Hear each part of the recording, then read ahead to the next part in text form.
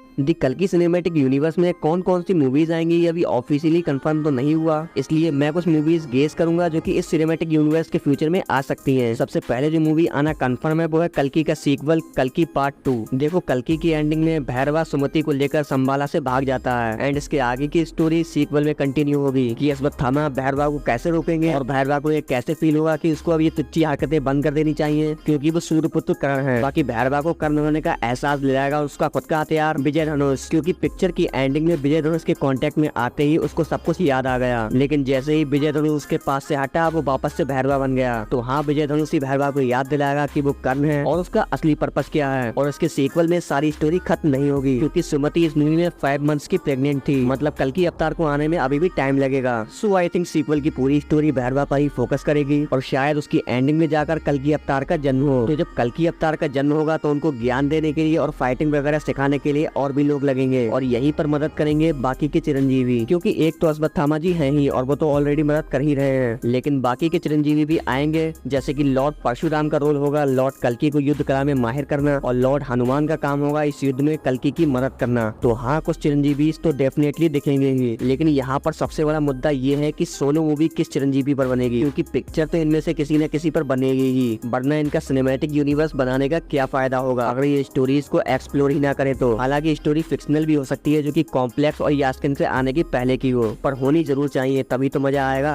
Heroes की बात हो गई हो तो थोड़ा विलन पर भी आ जाए, क्योंकि ये ब्रो काफी टाइम से जिंदा है, तो इसने अपनी लाइफ में क्या क्या किया और इसकी बैक स्टोरी क्या है ये सब हमें शायद यास्किन की स्पिन ऑफ पिक्चर में ही पता चलेगा। वैसे भी हमें उसके बारे में पता ही क्या है। पूरी पिक्चर में मुश्किल से 10 मिनट का स्क्रीन टाइम था उनका। जो पिक्चर में एस्ट्रोनॉट का स्टैचू दिखाया, बैकग्राउंड में स्पेसक्राफ्ट दिखाया, उन सबका क्या मतलब था। ऐसे ही कई सवाल हम सबको परेशान कर रहे हैं जिनका जवाब हमें यास्किन की स्पिन ऑफ में मिलना चाहिए, जिसमें हमें पता चलेगा कि ये एस्ट्रोनॉट वाला क्या सीन था। मे बी यास्किन पहले एक एस्ट्रोनॉट होगा जिसको आउटर स्पेस में कोई एविल पावर मिल गई होगी, जिसके बाद उसने पृथ्वी पर जो लोग बचे उन्हीं पर राज करना शुरू कर दिया और अपने आप को उनका भगवान बना लिया, क्योंकि वो उन सबसे काफी ज्यादा पावरफुल था। फिर कॉम्प्लेक्स बनाकर उनसे अर्थ के रिसोर्सेज को छीन लेना, और जब यास्किन ने कॉम्प्लेक्स बनाया होगा तो कुछ लोग उसके खिलाफ लड़े भी होंगे। मतलब मटेरियल तो काफी सारा है एक पिक्चर बनाने के लिए, और शायद ये यास्किन को लेकर एक स्पिन ऑफ पिक्चर बनाएंगे भी, तभी इन्होंने इस पिक्चर में उसके बारे में कुछ भी नहीं बताया। तो यहाँ पर यास्किन के ऊपर भी एक स्पिन ऑफ बनने के काफी ज्यादा चांसेस हैं। अब जिस प्रोजेक्ट की हम बात करेंगे वो कोई मूवी नहीं है, और वो प्रोजेक्ट सिर्फ कंफर्म ही नहीं है बल्कि आ भी चुका है। मैं यहाँ पर बात कर रहा हूँ वेब सीरीज की, एनिमेशन और लाइव एक्शन दोनों, जिसमें बुज्जी एंड भैरवा तो ऑलरेडी आ ही चुके हैं और उसके बाकी के एपिसोड भी आ ही जाएंगे। देखो आज के टाइम में किसी भी बड़े यूनिवर्स या फिर फ्रेंचाइजी की वेब सीरीज बन रही है, चाहे ड्यून की बात कर लो, MCU को देख लो, स्पेशली सिनेमैटिक यूनिवर्स में वेब सीरीज बनना एक नॉर्मल बात है। तो नाग अश्विन को वैसा ही कुछ यहाँ पर भी करना चाहिए। जिन टॉपिक्स या कैरेक्टर पे ये मूवी नहीं बना सकते उन पर सीरीज बनानी चाहिए, जैसे कि सांबाला के पास्ट या फिर उनके रेबल्स अब तक कॉम्प्लेक्स का कैसे सामना कर रहे थे, ये सब कुछ दिखाने के लिए आराम से वेब सीरीज बनाई जा सकती है। वैसे ही दलकर सलमान के कैरेक्टर और यंग भैरवा के साथ एक वेब सीरीज बन सकती है जिसमें कई सारी बाउंटीज हंट करेंगे एंड कल्कि के वर्ल्ड को और भी अच्छी तरीके से एक्सप्लोर करेंगे। रही बात एनिमेशन की, तो एक शो तो ऑलरेडी चल ही रहा है, बाकी कुछ साइड कैरेक्टर्स पर अगर ये चाहें तो एक शो आराम से बना सकते हैं। अब एक ऐसी पिक्चर जिसको अगर ये बनाएंगे तो वो खुद कल्कि से भी ज्यादा ग्रैंड मूवी बन सकती है। हालांकि इन्हें उसके भी मल्टीपल पार्ट्स बनाने पड़ेंगे क्योंकि उसकी स्टोरी बहुत बड़े लेवल की है। यहाँ पर मैं बात कर रहा हूँ महाभारत की, क्योंकि ये थोड़े से महाभारत के सीन इस पिक्चर में जो नाग अश्विन ने दिखाए वो बहुत ही ज्यादा औसम थे।